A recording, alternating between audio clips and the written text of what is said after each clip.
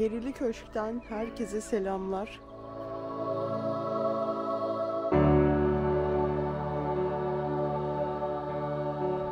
Hemen bir koşup karavan bakıyorsunuz. Marlborough'a gidiyoruz. Ve giderken de otobanda 2 saatlik bir molamız olacak. Arabamızı sıfırlamamız lazım.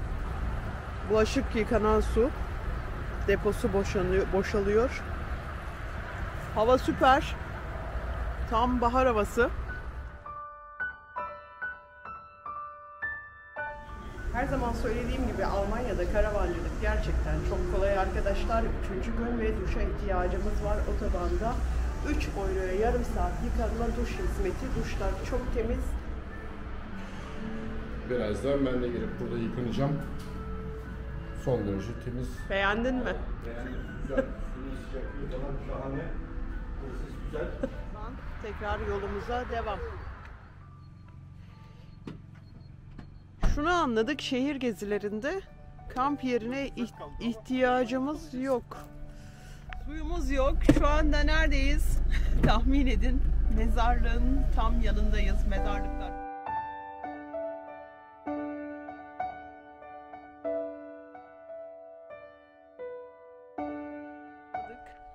Bizim kurtarıcımız tabii ki mezarlık. Önder önce şöyle bir gidip bakıyor. Kapı açık mı? Girebilecek mi? Burada asla konaklamam. Niye? Burada konaklayacağız. Hayır, mezarlık burası. Aman Allah'ım. Mezarlık turu. Çeşmeler çalışmıyor. Su yok. Su yok maalesef. İlk defa mezarlıkta su bulamadık. Burada karavan park yeri var ama kalmak maalesef yasak. 1 euroya ne kadar veriyor? 100 litre su veriyor. Parayı da almıyor. Hah, geldi su. Su geldi. Hemen bidonlarımızı dolduruyoruz. Çok da pahalı değilmiş. En azından bulabildik. Aslında kalsaydık burası bayağı iyiymiş. Çünkü elektrik de var. Ama maalesef pandemiden dolayı yasak. Tam doldurmuyorum. Lavabo kırılmasın. Çünkü ağır. Evet, sonunda konaklayacağımız yeri bulduk. Ücretsiz park alanı.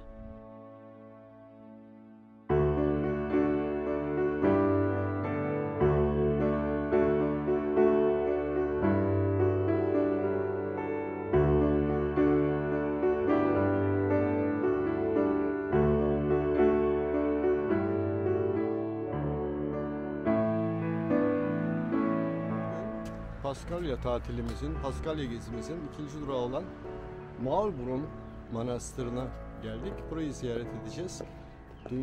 UNESCO tarafından Dünya Kültür Mirası olarak kabul edilmiş bir yer ve 900 yıllık bir tarih. Birazdan içeri girip sizler için buraları videoya alacağız. Bakalım neler göreceğiz. Orta Çağ'da gezintiye hazırsanız başlıyoruz.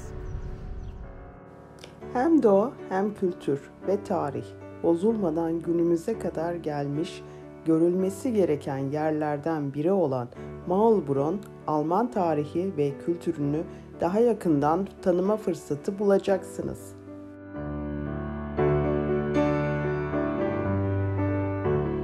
Evet, manastırın girişi burası. İçerisinde bir köy içerisinde manastır yer alıyor ve etrafı surlarla kaplı. Buradan da girişini görüyorsunuz.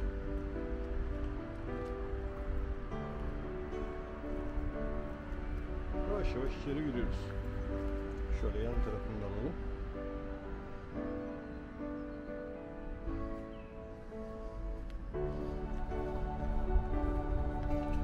Şu anda Orta Çağ'ın içine giriyoruz.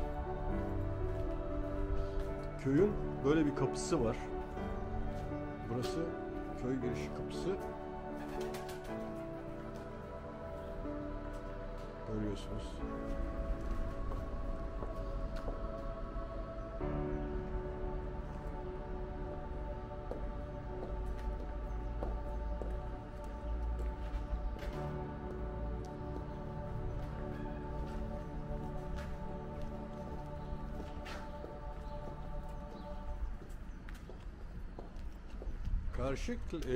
Karşı planda manastır yer almakta.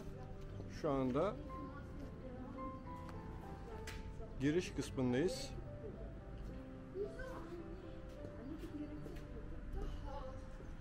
Binaların tamamı 800-900 yıllık binalar. Orijinaline sadık kalınarak restore edilmiş binalar. Ve içlerinde yaşam var. Buralarda insanlar yaşıyorlar. Manastır artık manastır olarak kullanılmıyor. Sadece kilisesi, ayinler için kullanılıyor. Manastırın hemen ön kısmında küçük bir fıskiye havuz var. O havuz da şimdi Paskalya, Yumurta Bayramı dolayısıyla süslenmiş durumda. Birazdan onların da çekimlerini yapacağız. Burası köyün meydanı.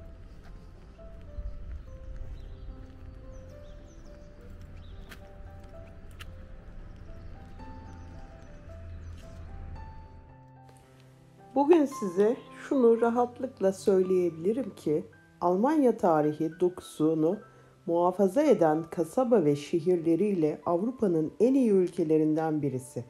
Almanlar tarihe ve tarihi yapılara karşı çok saygılı ve onları korumada çok hassaslar.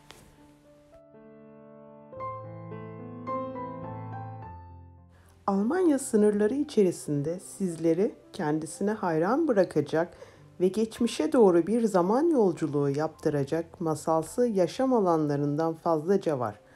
Almanya'da gezilerime başladığım günden beri bu tarihi noktaları yerinde gezerek inceliyor ve tecrübelerimi sizlerle paylaşıyorum. Bugünkü durağımız ise görenleri kendisine aşık edecek, oldukça romantik bir dokusu olan buram buram tarih kokan Maulbronn Manastırı.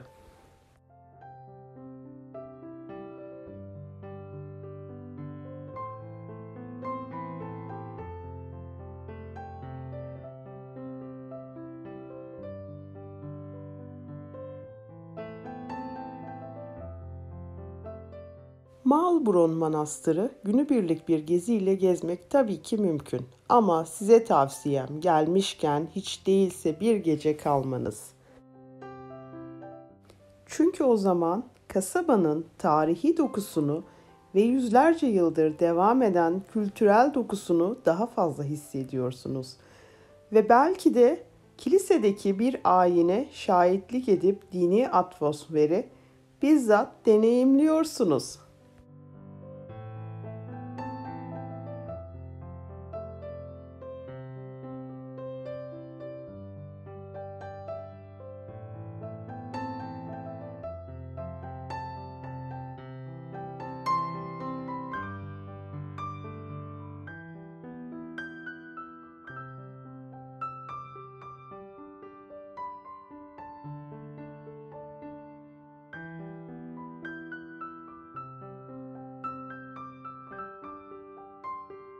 Merdivenlerden bir yukarı çıkalım.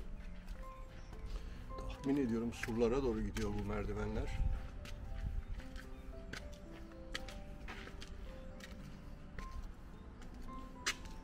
Buradan ilerisi ahşap.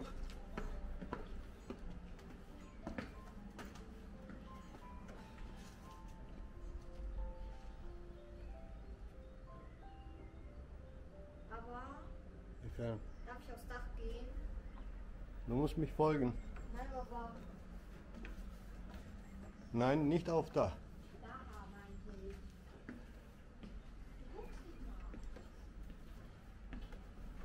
Evet, burada arkada gizli bir bölüm var. Bir köprü var. Bu köprüden geçiyoruz. Ahşap bir köprü. Gördüğünüz gibi arka plandan manastırın ve köyünün görüntüleri bunlar. Dediğim gibi etrafında bir hendek var ve yüksek duvarlar var.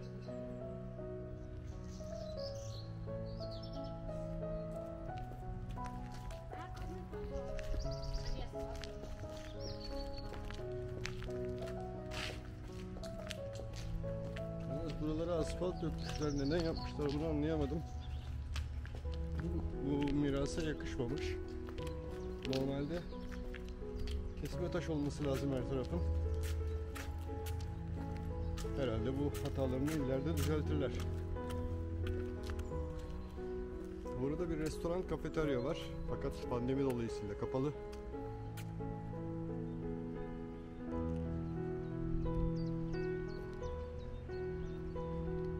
Bu da Maulbronn Manastırı'nın ön cephesi. Burası Yumurta Bayramı dolayısıyla süslenmiş. Her tarafında yumurtalar var. Rengarenk boyanmış yumurtalar. Manastırın tam ön bahçesinde yer alıyor.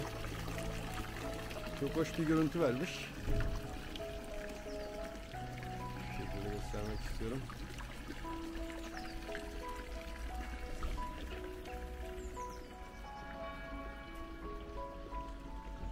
Şurada turist bir bayan dolaşıyor.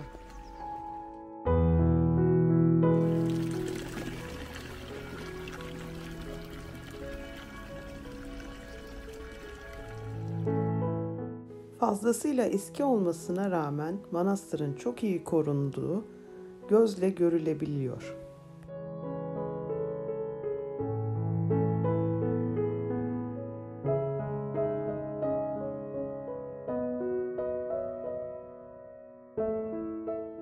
...850 yıllık Maulbronn Manastır kompleksi Avrupa'nın en iyi korunmuş manastırları arasındadır ve geç Gotik ve Romanesk dahil olmak üzere birçok mimari stilin nadir bir uyumudur.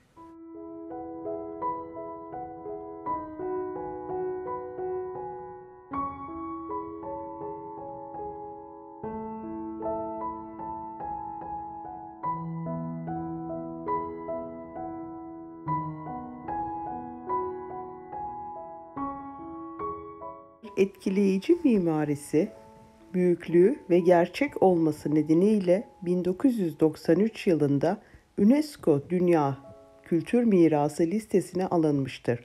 Avrupa'nın en iyi korunmuş ortaçağ manastırıdır. İnanılmaz manastırdan etkilenmemek elde değil.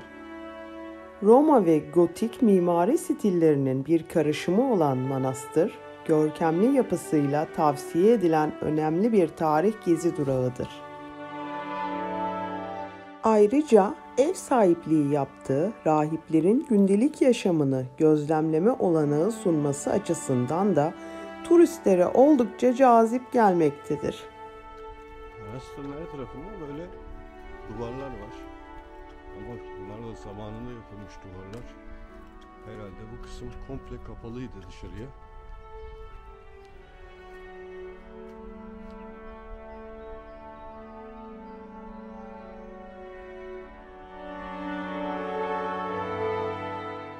Son olarak bu orta çağda gezinirken her köşe başında fotoğraf çektirmeyi ihmal etmememiz gerektiğini hatırlatmak isterim.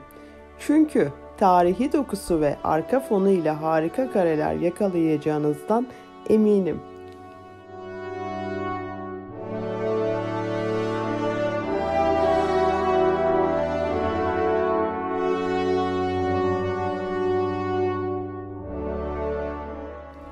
Bizler burayı gördüğümüz için kendimizi çok şanslı hissediyoruz. Birçok Türk'ün hatta bu bölgede yaşayan Almanların dahi haberi olmadığı bu manastır kesinlikle görülmeli.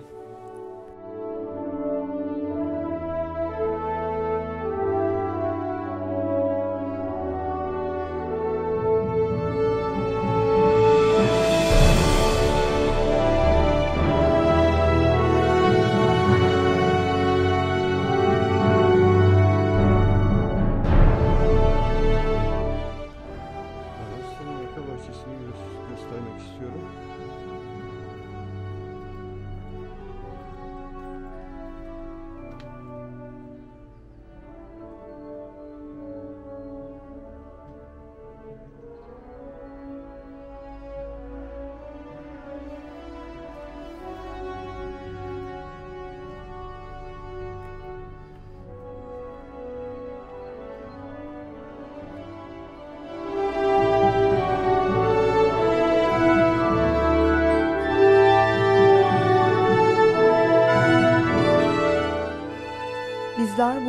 çok etkilendik.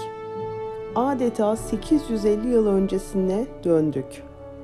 Ama artık yavaş yavaş ayrılıyoruz. 3. rotamız olan Regensburg'da görüşmek üzere. Sevgiyle kalın, hoşça kalın.